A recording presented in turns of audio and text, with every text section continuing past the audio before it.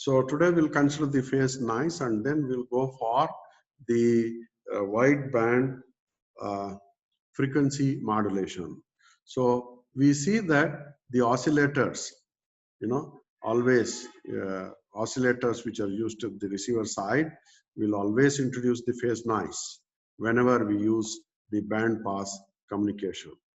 And there are a number of causes for this phase noise. The few of the causes are deterministic, and few of them are random.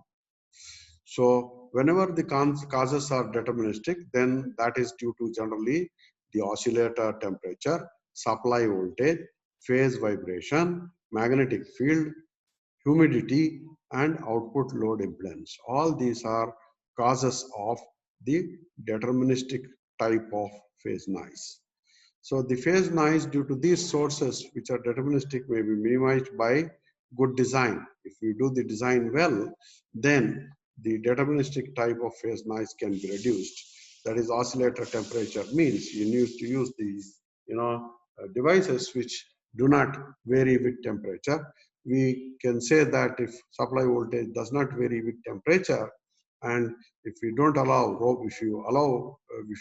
physical vibration, that means if you use physically robust systems, then again the what you call phase noise will become less. And if we somehow control the magnetic field and also humidity, and we have a proper load impedance matching, then phase noise can be reduced. So good design will reduce the phase noise.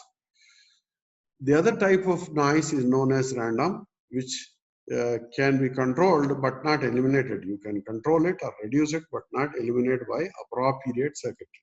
So by using the appropriate circuitry, we can control the random noise, random phase noise, and that such a circuitry is known as phased lock loop. Phased lock loops. The phase noise introduced by oscillators has multiplicative effect on an angle modulated signal. We see that the phase noise introduced by the oscillator has multiplicative effect on an angle modulated signal. For example, if ST is an angle modulated signal and CT is the receiver oscillator having the phase noise phi and t, then translating the signal from FC to FB, the output is given by, we are trying to multiply the ST, which is the angle modulated signal, with the CT, then we'll get these two expressions. And cos into cos can be written as, cos plus cos. Cos of A plus cos of B will be written as cos of A plus B plus cos of A minus B. Okay, so if you try to do that, then we'll get this term. And if you use a band pass filter to remove the high frequency component, this is a high frequency component, this is a low frequency component. So if you use a band pass filter to remove the high frequency component, you're going to get this. And this one can see very clearly that the phase noise of the oscillator directly affects the information component of the angle modulated signal.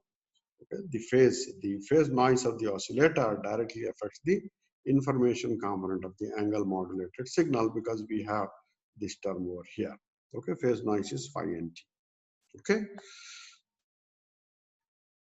So next we come to the wideband frequency modulation, where beta, the modulation index, is much larger than 1.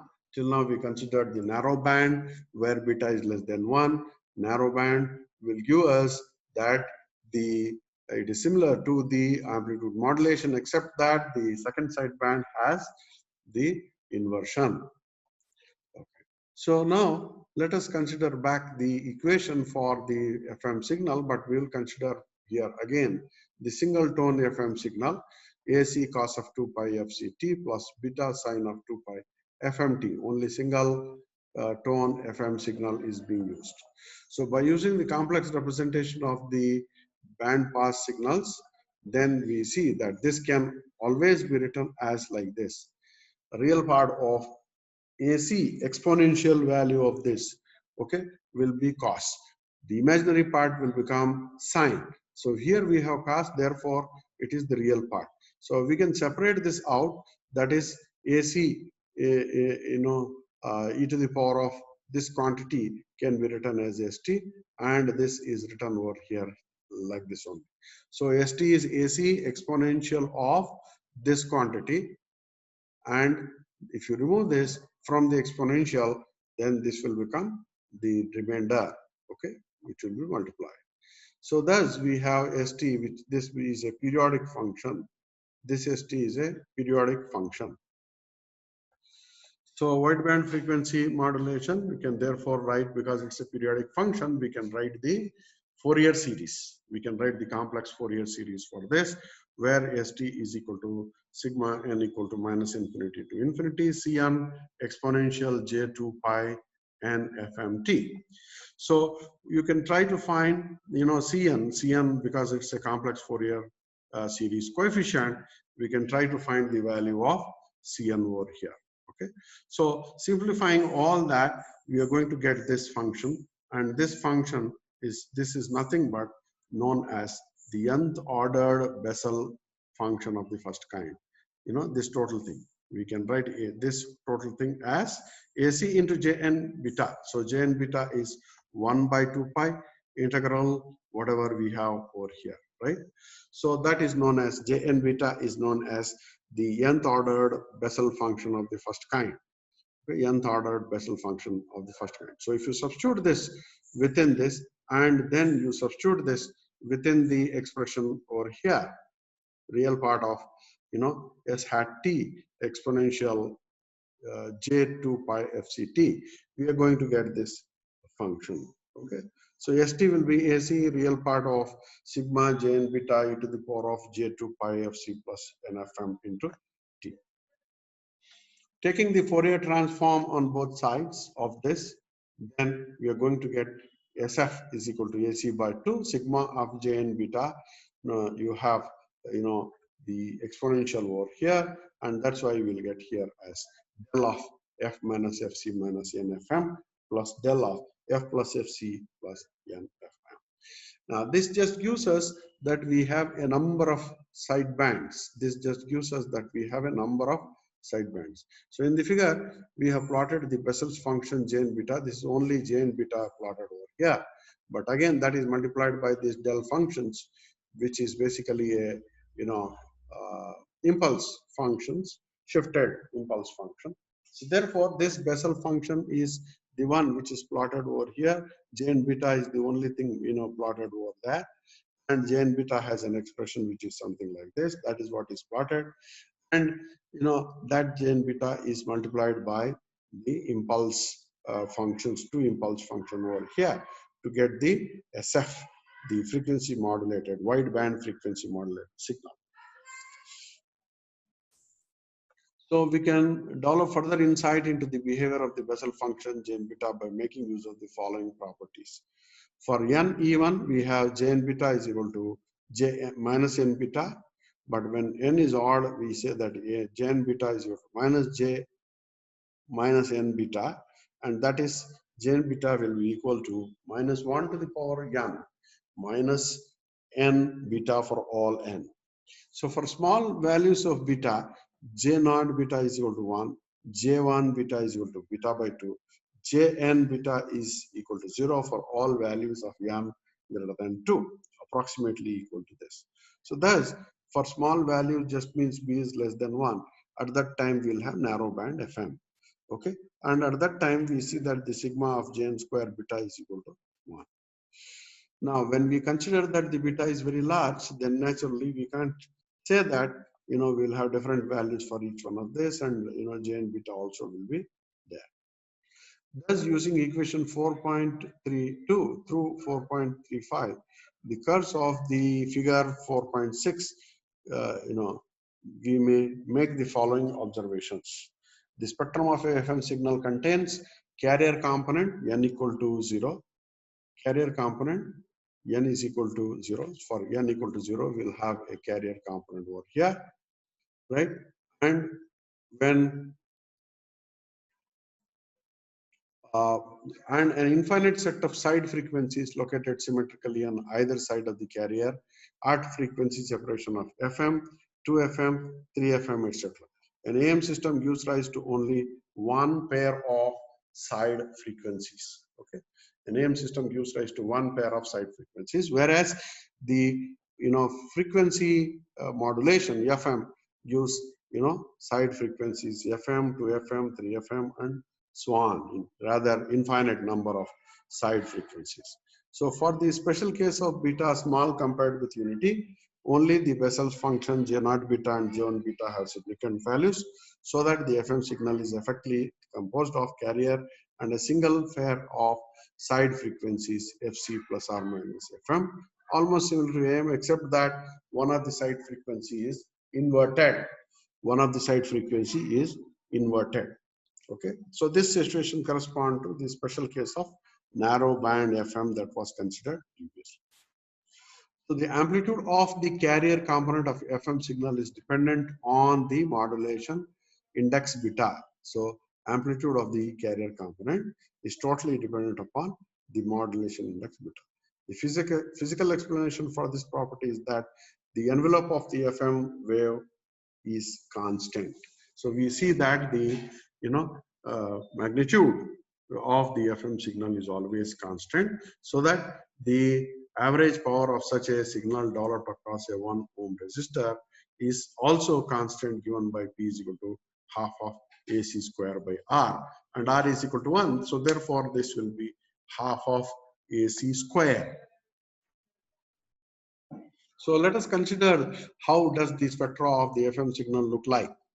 So here we will take the example. We wish to investigate the ways in which variation in amplitude and frequency of the sinusoidal modulating signal affect the spectrum of the FM signal.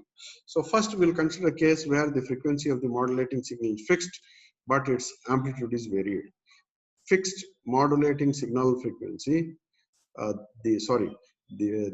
you call, but the amplitude is varied. Amplitude of the modulating signal is varied, producing a corresponding variation in the frequency deviation del F. Next, we will consider exactly the opposite.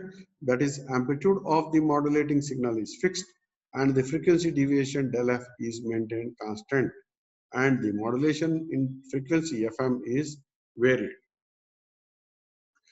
So the first case wherein we said that we have frequency of the modulating signal fixed and amplitude is varied, and that's what is written here. Discrete amplitude spectra of FM signal normalized with respect to carrier amplitude for a case of sinusoidal modulation of fixed frequency and varying amplitude.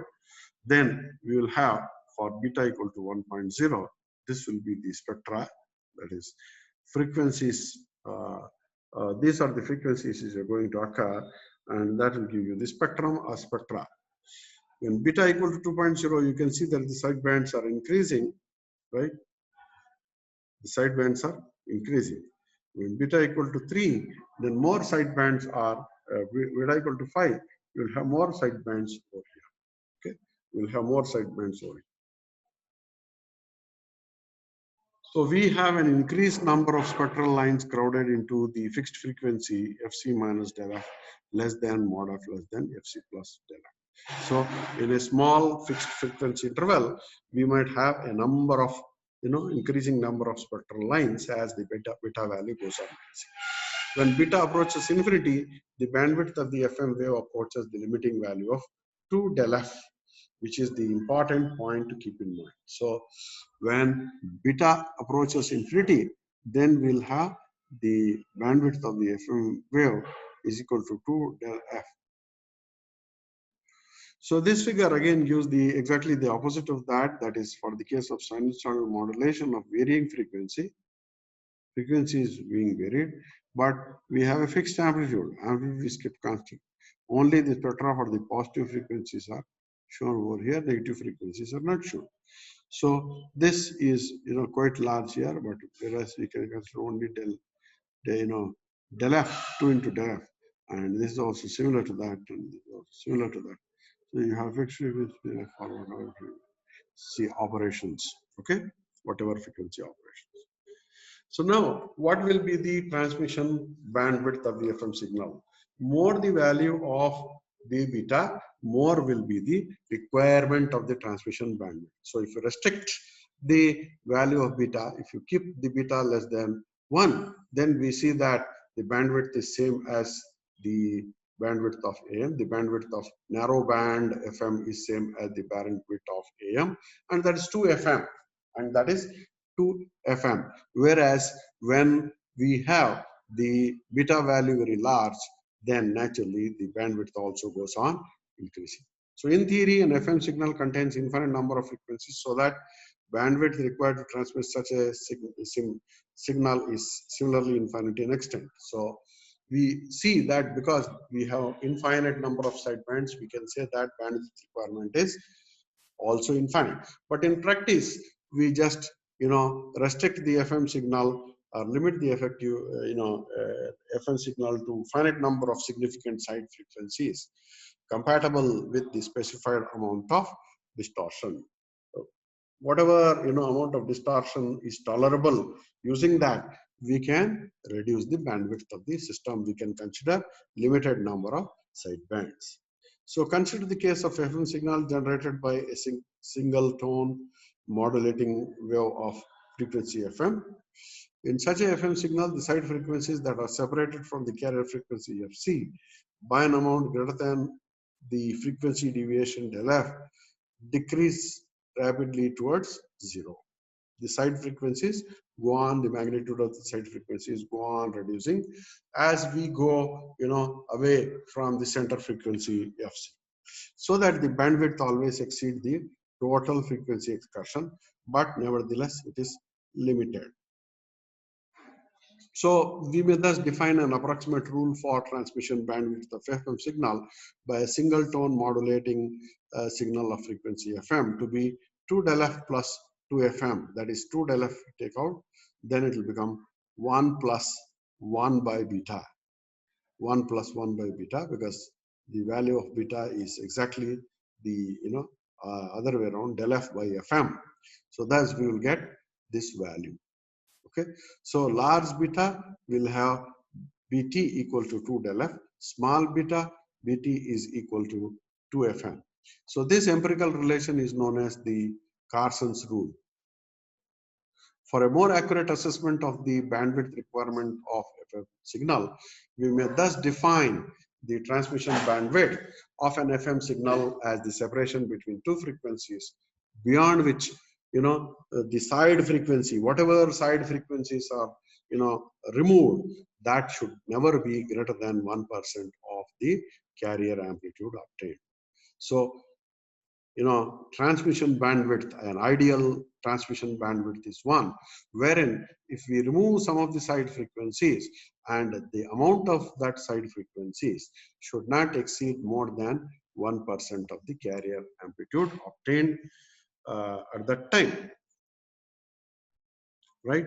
So with this we come to the end of the what you call wide band frequency modulation. If you have any doubts, you can ask. I'll stop the recording now.